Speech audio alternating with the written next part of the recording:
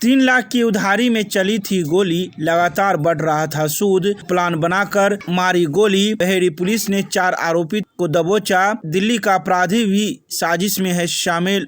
Press वार्ता कर दी जानकारी। बहेड़ी थाना क्षेत्र के ददरवारा और निमैठी चौक के बीच चौधरी मोटर्स के पास 9 जुलाई की रात संजीव सिंह को गोली मारकर घायल करने के मामले का पुलिस ने खुलासा कर दिया है। जांच में सामने आया कि 3 लाख रुपए की उधारी संजीव सिंह ने मोहम्मद आसिफ को दिया था, जिसका 3 लाख का सूद लगातार बढ़ रहा था, जिसकी वसूली को लेकर विवाद के बाद अनार गांव में 6 अपराधियों ने बैठकर हमले की साजिश रची थी, जिसमें दिल्ली का एक अपराधी निखिल कुमार भी शामिल था।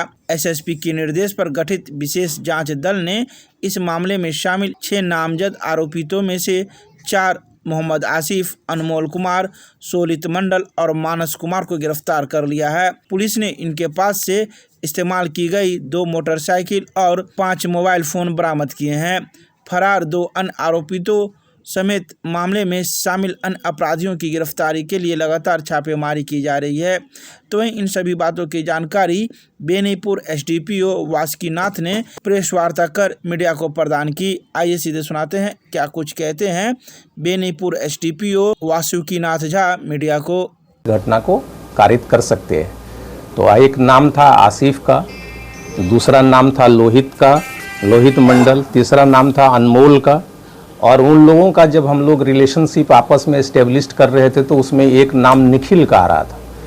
निखिल दिल्ली का रहने वाला है और दिल्ली का रहने वाला है, यहाँ आके यहाँ रहता है और यहाँ क्राइम भी करता है।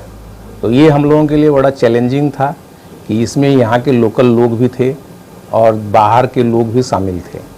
फिर हम लोगों ने इसको टारगेट करके कि यही लोग हो सकता है कि क्राइम किया हो, हम लोगों ने अपनी टीम को दिल्ली भेजा और दिल्ली से जो है 3 लोगों की गिरफ्तारी हुई। हम लोगों का जो है मतलब वहाँ दिल्ली से हम लोग लाए।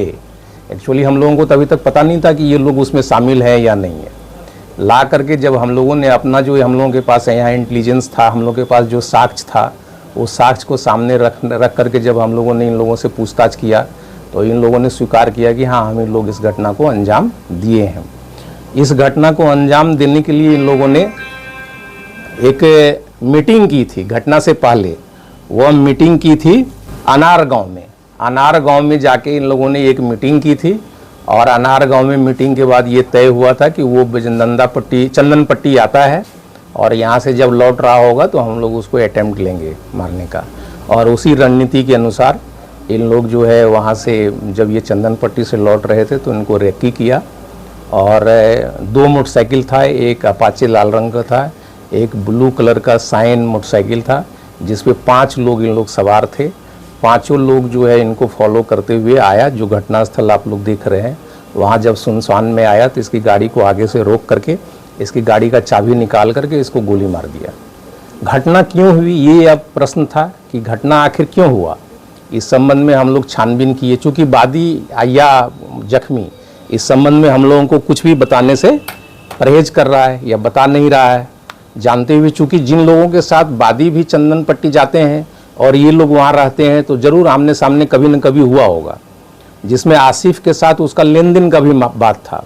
तो आसिफ के साथ 3 लाख रुपया लेन देन की बात कही जा रही है। आसिफ भी स्वीकार किया कि उससे हम 3 लाख रुपया कर्ज पर लिए थे या सूद पर कहिए उसको जो है, और वो पैसा ज़्यादा बढ़ गया था, उसके कारण भी जो है डिस्प्यूट था। तो उन सब डिस्प्यूटों के कारण ही चूँकि उसका पैसा बढ़ते बढ़ते काफ़ी बढ़ गया था, सूद जोड़ करके ज़्यादा हो गया था, तो उसको लगा कि भाई अब इससे जो है निपट लेना ही ज़्यादा अच्छा होगा। तो फिर इन लोगों ने अपने ग्रुप में इस बात को फैलाया कि भाई ऐसा करना है।